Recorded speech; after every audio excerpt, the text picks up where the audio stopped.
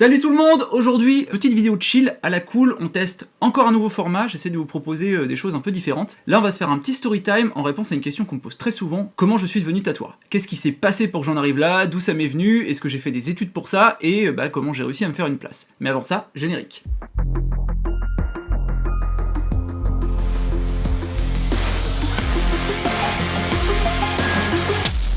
Alors comme je vous le disais, très souvent, que ce soit dans les interviews avec les clients ou les gens que je croise en soirée ou quoi, la question qui revient le plus souvent, c'est comment et pourquoi je suis devenu tatoueur. Et c'est vrai que c'est intéressant dans le sens où c'est un métier qui fascine beaucoup, que de plus en plus de personnes veulent faire, moi je reçois des demandes d'apprentissage toutes les semaines, et en même temps, c'est un métier qui, entre guillemets, n'existe pas. Dans le sens où, même si on a des normes, des lois, des conditions d'hygiène à respecter, et même une formation obligatoire d'hygiène et salubrité, on n'a absolument rien en ce qui concerne la législation du métier à proprement dit. Ça veut dire qu'à partir du moment où vous avez passé votre formation hygiène de 3 jours, que n'importe qui peut faire, vous pouvez, selon la loi, être tatoueur. Et je pense que vous êtes beaucoup à avoir remarqué que ça commence à être un peu problématique. Bref, ça c'est un gros débat, là n'est pas le sujet, c'était juste pour vous situer un peu le contexte. De toute façon, je vous ferai dans le futur des vidéos sur le métier, la législation, comment devenir tatoueur, etc. Donc mon parcours, déjà ce qu'il faut savoir, c'est que j'ai fait un bac S, que j'ai pas passé parce que j'étais malade, et je le suis encore aujourd'hui. Peu le savent, parce que j'en parle pas beaucoup dans la mesure où c'est quelque chose que les gens comprennent pas forcément. C'est une maladie invisible qui s'appelle la fibromyalgie, qui, pour résumer brièvement, dans mon cas, se traduit par des grosses douleurs musculaires, articulaires, des fourmis, des crampes, des raideurs, de la fatigue chronique, des grosses difficultés de concentration, etc. Genre là, regardez, je peux même pas faire un doigt d'honneur correctement. Gros handicap dans la vie. Et à l'époque, en plus, donc c'était en 2006, je faisais beaucoup d'hypersomnie. Donc en gros, j'avais mal partout, je dormais tout le temps, j'avais pas forcément aussi beaucoup le moral, et autant dire que quand tu fais une terminale S, c'est pas forcément compatible. Et à force, j'allais de moins en moins en cours, parce que j'arrivais pas à me lever, et quand j'y arrivais, je dormais sur la table, et donc ça servait pas à grand chose. Et du coup, j'ai passé beaucoup de temps cette année-là, vu que j'avais que ça à foutre, à peindre, et clairement, les activités artistiques, ça m'aidait et me stimulait beaucoup. Déjà parce que j'étais libre de m'organiser comme je voulais, et aussi parce que ça m'épanouissait, ça me nourrissait, et ça m'aidait vraiment, psychologiquement, à passer outre la maladie, et même à l'oublier. On dit toujours que quand la tête a envie, le corps suit, et là, c'est le parfait exemple. Et c'est comme ça que j'ai compris, en fait, que rien n'était perdu. Que c'était pas parce que j'avais pas mon bac, que j'étais en galère de la vie, et que mes études venaient de faire pouif, que je pouvais pas réussir pour autant. Et qu'en fait, il fallait juste pas se donner le choix, et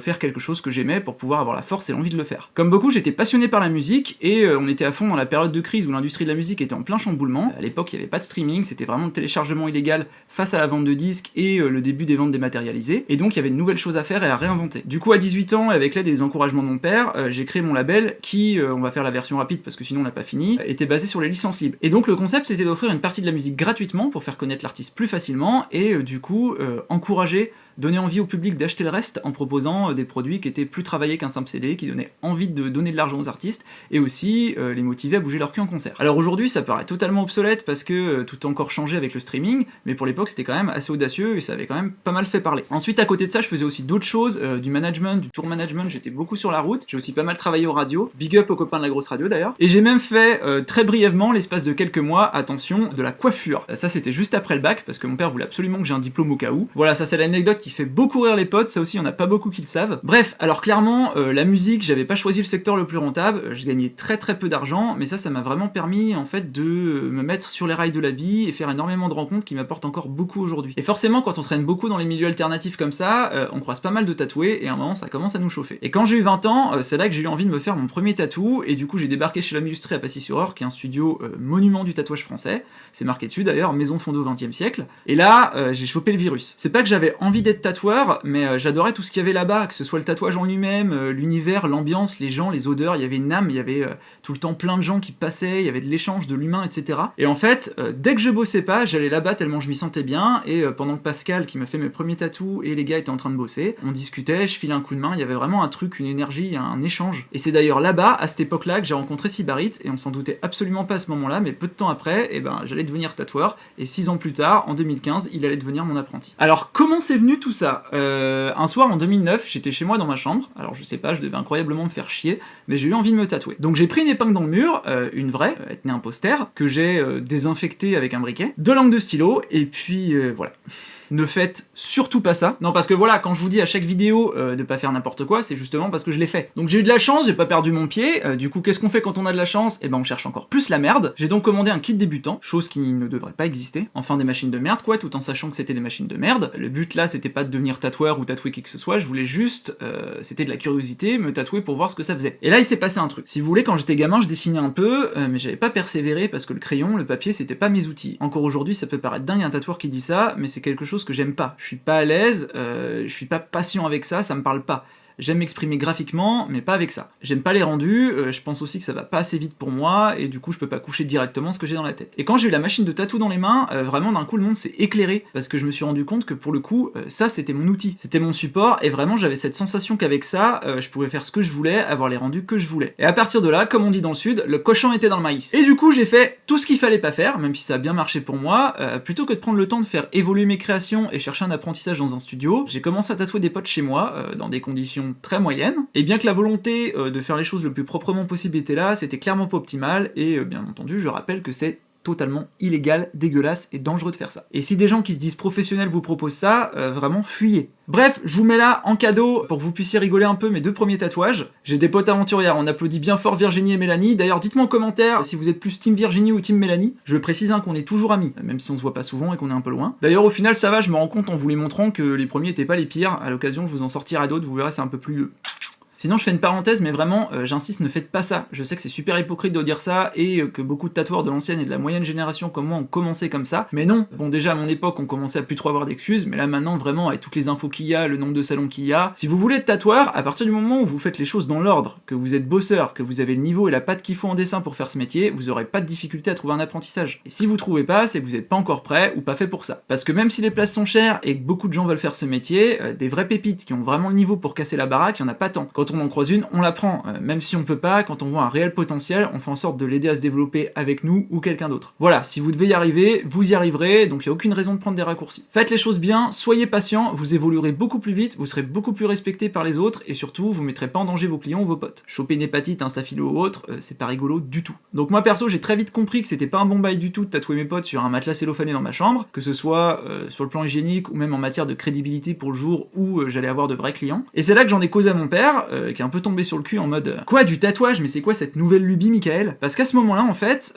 il se trouve qu'on devait justement aménager un bureau pour mon label dans un garage chez lui, et du coup, bah au final, je préférais y faire un studio de tatouage aux normes et aux petits oignons que des bureaux pour un truc qui commençait un peu à m'échapper. Et c'est à ce moment-là, en fait, que j'ai vraiment pris conscience que j'étais en train de devenir tatoueur. Parce que je m'en étais pas forcément réellement rendu compte avant, tellement c'était venu naturellement. Et rapidement, j'ai commencé à me faire une petite clientèle avec des potes de potes, ça faisait un peu bouche à oreille, tout en me rendant compte que bah c'était plus intéressant et épanouissant que le taf que je pouvais faire avec mon label. C'était aussi plus lucratif et surtout ça dépendait que de moi. Parce que le problème aussi avec la musique, c'est qu'il y a plein d'acteurs et des fois on bosse sur des projets pendant 2 ans et au final bah ça capote parce qu'il y a un changement de projet, il y en a un qui se barre et là on a juste bossé pour rien. Et puis quand on est manager, le souci c'est que quand ça marche pas c'est forcément de ta faute et quand ça marche c'est surtout pas grâce à toi. Donc là je pouvais m'occuper de moi, me concentrer sur mon art à moi et pas celui des autres et pour le coup succès ou défaite ça dépendait que de moi, donc pas d'excuses. Et progressivement bah, j'ai fini par arrêter toutes ces activités pour me consacrer à 100% au tatou, même à 300%, à la fois parce que j'avais la dalle du tatou et aussi parce que c'est un métier où il n'y a pas le choix. Si on veut progresser, réussir, faut pas compter ses heures, faut vivre, manger, dormir en pensant tatou. Donc le soir je préparais mes projets, je faisais des essais, j'essayais de trouver, développer mon style, et la journée, bah, quand j'avais des clients je tatouais, et sinon je passais beaucoup de temps à regarder les émissions de tatouage sur Discovery Channel. Alors faut être honnête, ces émissions elles valent ce qu'elles valent, mais j'ai appris beaucoup de choses sur le métier, l'organisation, les techniques en les regardant, et en faisant pause, en décortiquant tout, etc. Et sinon, eh ben, je squattais encore et toujours à l'Homme Illustré, où je profitais de me faire tatouer pour poser des questions, où je passais des heures à regarder Pascal bosser. C'est un endroit où j'ai toujours été bien accueilli, où on m'a laissé regarder, et j'ai eu énormément de chance, et je suis très reconnaissant de ça, parce que l'observation, l'échange, les discussions, bah, c'est là qu'on apprend le plus. Et j'ai passé aussi des heures et des heures à discuter avec mon pote Max, qui était là-bas à l'époque, on parlait de matos, de technique, on testait des trucs, et grâce à ça, j'ai pu énormément progresser techniquement, et commencer à avoir le niveau technique pour transposer ce que je faisais en peinture et en graphisme sur la peau, et donc pouvoir vraiment développer mon style. Et pour ça, le timing il était juste parfait, parce qu'à l'époque il n'y avait pas Instagram, il y avait juste Facebook et le cadavre de MySpace qui flottait, et en plus de ça, les pages Facebook avaient encore de la visibilité et servaient encore à quelque chose. Et du côté du tatouage, à part quelques magazines et des forums, il y avait rien. Donc tout était plus lent, il y avait beaucoup moins de monde, et ça prenait beaucoup plus de temps pour se faire connaître. Maintenant avec Instagram, c'est tous les jours qu'on découvre un nouveau tueur, le niveau est de plus en plus haut, et c'est de plus en plus difficile de se distinguer. Et quand je vous dis que le timing a été bon, c'est parce qu'à ce moment-là, il y avait la première grosse génération de tatoueurs qui était bien établie depuis longtemps, ceux qu'on appelle maintenant avec respect, désolé les gars, les anciens. Bref, mes papas quoi. Donc dans les styles graphiques dans lesquels j'évolue, c'était Jeff Ekostek de la boucherie moderne à l'époque, Ian Black, Fabien Bellybutton, Lionel Fahy, Seb Binkme, etc. Et ces gars-là, ils avaient enfoncé les portes et montré que d'autres choses étaient possibles en tatouage. Et nous derrière, les petits jeunes, on a débarqué avec Clem Street Tattoo, Nico Inco, ou même Xoil ou Maxime Cléchabuchy de leur côté, en tant que la génération internet. Et forcément, on a beaucoup moins galéré que nos aînés ou même ceux qui sont arrivés après, parce qu'on était vraiment les premiers à pouvoir se servir des réseaux sociaux vraiment comme une arme. Et comme on était très peu, et bah ça allait très vite et notre taf tournait très facilement. Il faut rappeler qu'à l'époque, des tatoueurs qui vivaient que de leur style, il y en avait très peu, fallait vraiment être très connu. Sinon, peu importe qui t'étais, fallait savoir tout faire si tu voulais survivre. Tu pouvais pas faire la fine bouche en mode non, moi je fais pas de couleur ou je fais pas ce style, parce que sinon tu bouffais pas. Sauf qu'avec un truc comme Facebook, ça devenait beaucoup plus simple. En montrant que ce qu'on voulait faire, les gens nous contactaient pour ça, et quand on voulait essayer un truc nouveau, bah il suffisait juste de balancer un dessin, de dire tatouage gratuit, et là on pouvait se faire un book avec uniquement notre style, que ce qu'on voulait faire, et tout ça en tatouant dans un garage aménagé dans le trou du cul du monde. Les gens se déplaçaient parce que pour eux on proposait quelque chose d'unique, surtout que c'était des styles qui à l'époque étaient très peu connus, et encore maintenant on est toujours assez peu évolué dans cette branche. Donc internet m'a vraiment permis de construire mon identité, me mettre en relation avec les gens qui l'aimaient, et derrière ça fait boule de neige. Et un dimanche matin, en 2011, je me réveille et je vois sur Facebook un statut, c'était l'époque où on faisait des statuts pour tout et n'importe quoi, de Tintin qui dit en gros je sais pas quoi foutre cet après-midi, est-ce que quelqu'un a des idées? Et comme je savais qu'à l'époque il habitait pas loin de chez moi, j'y vais aux couilles et je lui dis bah t'as qu'à passer boire un coup. Et là il me répond juste ok j'arrive. Donc là t'es encore à poil dans ton lit, tu te décomposes, il y a ta copine qui te dit ça va, ouais, il y a Tintin qui arrive là tout de suite. Pour vous situer un peu le contexte, c'était pile au moment où il venait d'annoncer qu'il relançait le mondial du tatouage à Paris. Donc je m'habille en speed, il débarque sur sa Harley, je lui fais visiter mon atelier, il était en mode ouais c'est propre, c'est bien, un peu sourcil froncé comme ça. Et donc ensuite on se pose, je lui sers un verre et il me dit bon t'as un book? Et là je lui sors un pauvre lutin avec des feuilles que j'avais imprimées 10 minutes avant avec les tatous que j'avais fait cette semaine-là, et il commence à feuilleter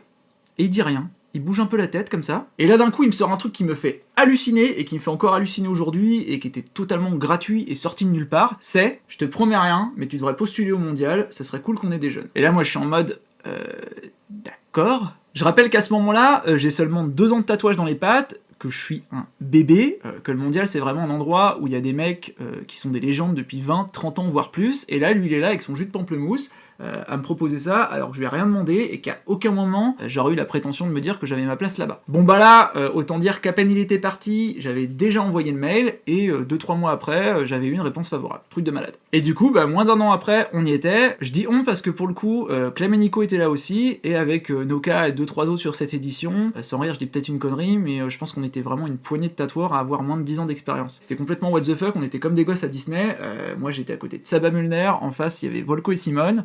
Eux, ils étaient carrément dans l'allée de Paul Bousse et Philippe Leu, et voilà, nous on était au milieu de tout ça, on tatouait en regardant nos pompes, et d'un coup, notre travail était visible par des milliers de visiteurs. C'était un tremplin formidable, et après tout ça, les autres éditions du mondial derrière, rien n'était clairement plus comme avant. Et ça aussi, c'est quelque chose pour lequel je serais reconnaissant à vie, qu'on ait cru en moi si tôt, qu'on m'ait offert cette opportunité-là totalement gratuitement, parce que forcément derrière, j'ai eu beaucoup de demandes, j'ai eu plein d'opportunités, on m'a vraiment demandé des choses que j'aimais faire, et j'ai pu construire toute la suite de ma carrière avec ça, et la confiance de mes clients sur les presque 10 ans qu'on suivi. Et encore aujourd'hui. Ça m'a permis aussi de bouger, d'aller travailler dans plein de studios un peu partout en France, en Belgique, en Angleterre, chez des gens qui là aussi ont cru en moi, et là également je les remercie. Beaucoup de conventions aussi, et tout ça, ça a permis encore une fois d'échanger, d'observer, de continuer à apprendre, de continuer à évoluer, et de rencontrer un public plus large et de nouveaux clients. Et ça, c'est un conseil que je donne souvent aux tatoueurs qui veulent progresser, bougez. Même si vous bossez au meilleur endroit avec les meilleurs, allez voir comment bossent les autres. Posez-leur des questions, restez des heures derrière eux, allez regarder bosser s'il faut, et avec ça, vous apprendrez énormément. Voilà pour la petite histoire, j'espère que ça a été intéressant et inspirant pour vous, et je voulais aussi en profiter pour vous dire, parce que ça me tient à cœur, que si vous avez envie de faire quelque chose, d'entreprendre, de réaliser des rêves, ça dépend de vous, et uniquement de vous. Il suffit de croire en vous, d'y mettre les moyens, de faire les sacrifices nécessaires et aller chercher le truc. Qui que vous soyez, vraiment, ayez confiance en vous. Je suis un exemple parmi tant d'autres de personnes qui n'ont pas eu le choix et ne se sont pas laissé le choix. Donc ne vous laissez pas le choix. En ce moment, avec tout ce qui se passe, il y a plein de gens qui ont envie d'avancer, de changer de vie, monter des projets, juste allez-y. D'ailleurs, ça m'offre une magnifique transition parce que pour le coup, mon dernier projet en date, c'est cette chaîne YouTube qui a maintenant 5 mois, et on a passé là, il y a 2 semaines, la barre des 10 000 abonnés. C'est allé tellement vite. Alors vraiment merci beaucoup. Et si vous n'êtes pas abonné et vous êtes beaucoup à regarder les vidéos sans vous abonner, pensez-y, ça vous coûte qu'un clic. Et clairement là en plus, si vous le faisiez tous, là on fêterait pas les 10 000 abonnés, mais au moins les 50 000. J'ai des stats. D'ailleurs, truc cool, le fait qu'on ait passé ce fameux cap des 10 000 m'a permis de débloquer pas mal de choses au niveau de YouTube, dont la possibilité de vous proposer du merchandising, des trucs qu'on me réclame depuis super longtemps, comme des t-shirts et pas mal d'autres choses. Voilà, donc faites-vous plaisir, c'est accessible directement sur YouTube, juste en dessous de la vidéo. Aussi pour tous ceux qui sont intéressés par le métier de tatoueur, en attendant ma vidéo sur le sujet, pensez encore et toujours à jeter un œil sur le site du SNAT, le syndicat national des artistes tatoueurs. Vous y trouverez plein d'infos utiles et capitales, je vous mets le lien en description. Voilà, n'hésitez pas à me dire en commentaire si vous avez aimé ce petit story time et si vous en voulez d'autres. Vous pouvez aussi vous amuser à exploser les scores de pouces en l'air, c'est un jeu génial, vraiment essayez. Surtout que là avec l'été, vous avez été moins nombreux par ici, donc pensez aussi à aller voir les dernières vidéos que vous avez loupées et mettez des pouces dessus. Merci pour tout ça, à la prochaine, et pendant ce temps-là, que ce soit pour le tatouage ou le reste, ne faites pas n'importe quoi.